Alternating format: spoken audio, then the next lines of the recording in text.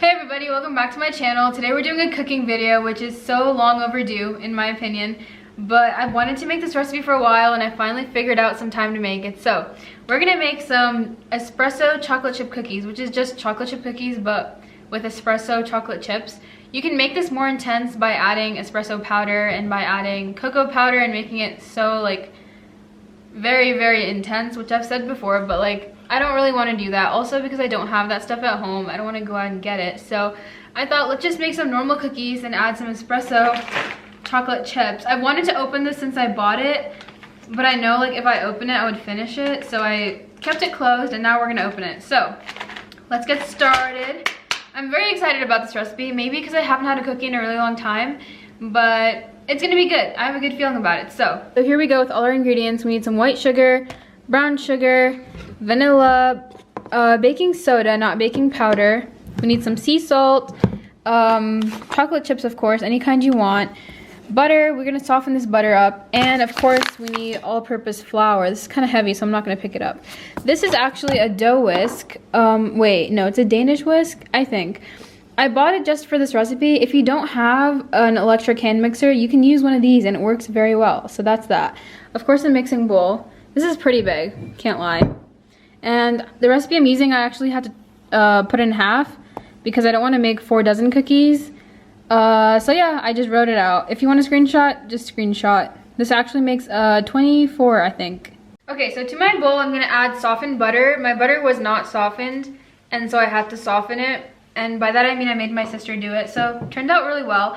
Now we're gonna add the same quantity of white sugar and brown sugar. I'm so happy and satisfied that my sugars are the same brand. I don't know why, it just makes me happy. But we're gonna add half a cup of each.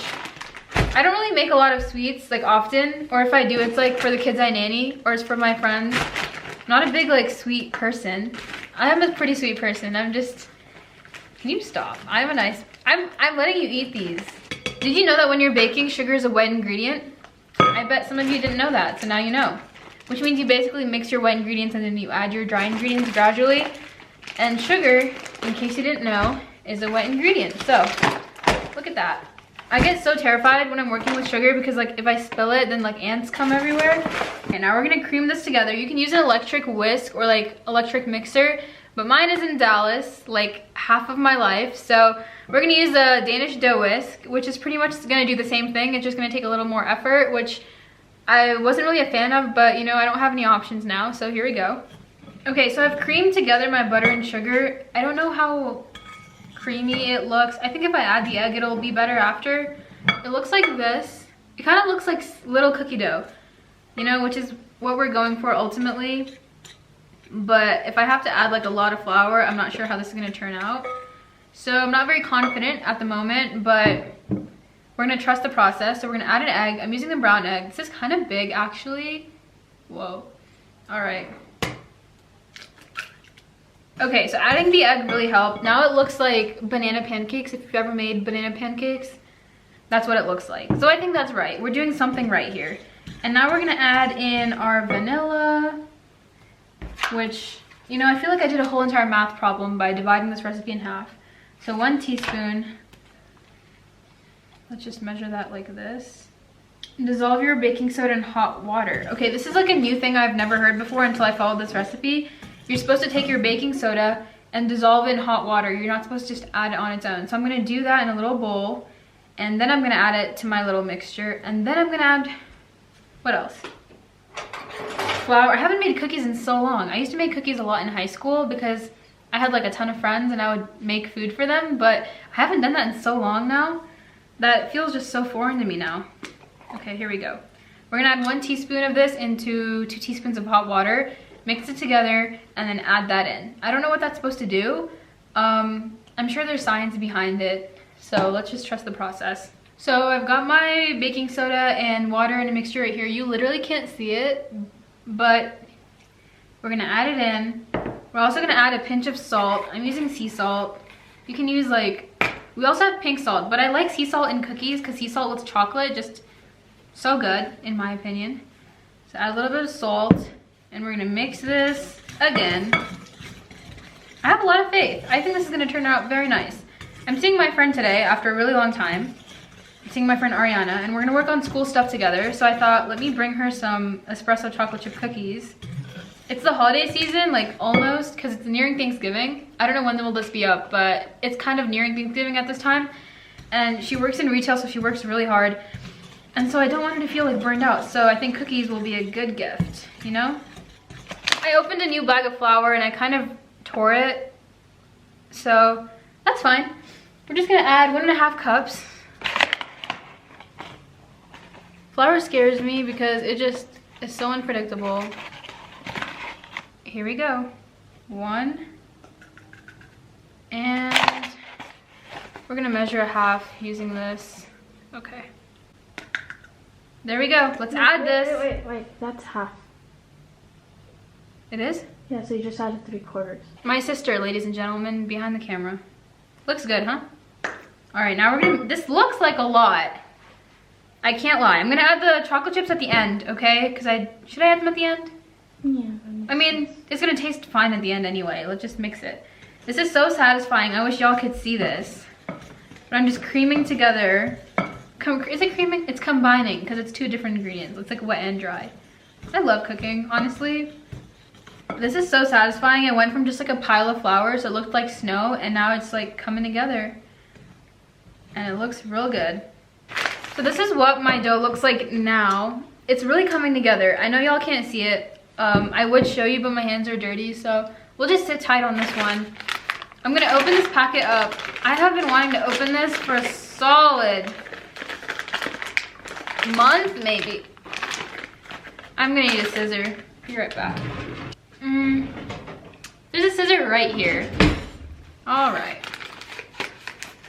These are so dark. Holy. Here, have one. It's like, it tastes like coffee. Intense. Holy. Everybody stop what you're doing. I need some water after that. Everybody stop what you're doing and go to your nearest Target and get the Nestle Toll House espresso morsels made with real coffee. I feel like I took a shot of espresso, like really. We're gonna add, it says add 1 cup, but this is really intense, so let's add 1/2 right now.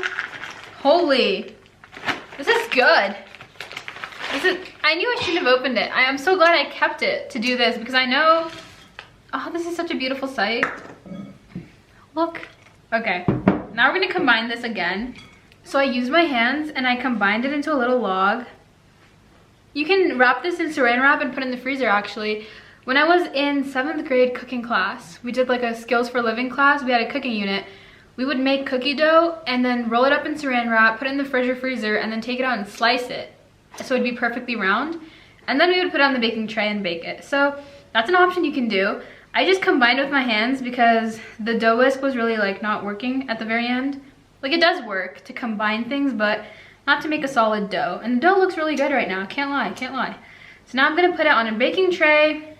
You're supposed to grease your baking tray, but this one's like dark and non-stick, so I don't need to. And oh, you're supposed to preheat your oven to 375. I always wait till the last moment to tell everybody this, but you're supposed to do it in the beginning. So 375, just preheat your oven. Make sure it's empty, make sure it has nothing in it, because I've made that mistake before. This actually looks pretty solid. We can make a pizookie. We can use our pie tray and make a pizookie on the bottom with the rest that we're not using. Okay, I only added 1/2 cup of chocolate chips because they were very intense. So yeah, now we have like a lot of them left, but I don't think I could have handled too many in my cookie because that was like, that made me, woo. So I'm gonna drop these.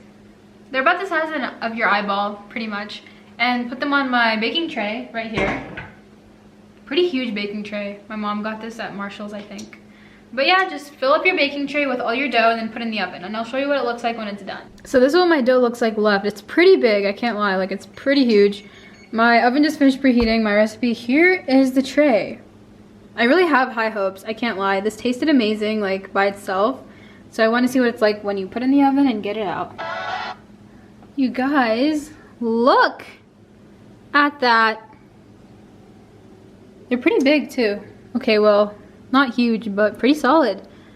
Who knew? I'm gonna leave them on the cookie tray for a few minutes because that's what the instructions said.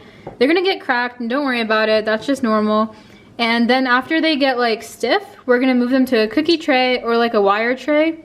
Yeah, a wire tray. This is a cookie tray. We're gonna move them to a wire tray so that the air can like cool them from all different areas all around. And yeah, I'll show you what they taste like because they're really hot. I don't want to try them right now, but they look so good. It literally tastes like I walked into a Starbucks and I just like passed out and then I just like breathed the air in, which is really good. So I really think everyone should try making these for the holidays especially. Oh, I took out the salt and then I put it back.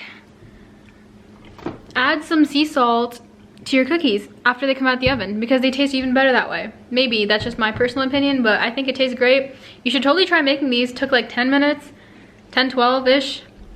Yeah, if you make them, tell me. Send a picture. That would be so sweet. But I will see you guys next time. I hope everyone's doing okay. I know it's really stressful out there, but make some cookies. Maybe you'll feel better. And I'll see you guys next time. Bye.